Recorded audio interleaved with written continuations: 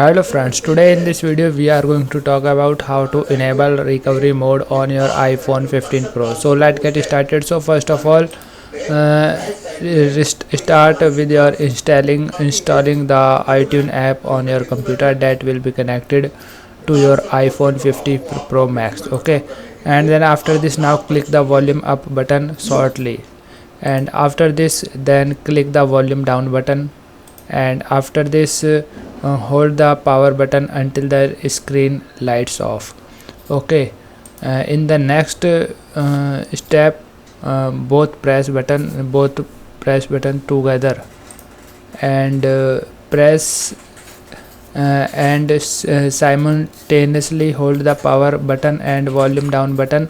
Continue to hold both buttons until the power display the recovery mode image, even if you see the Apple logo before that.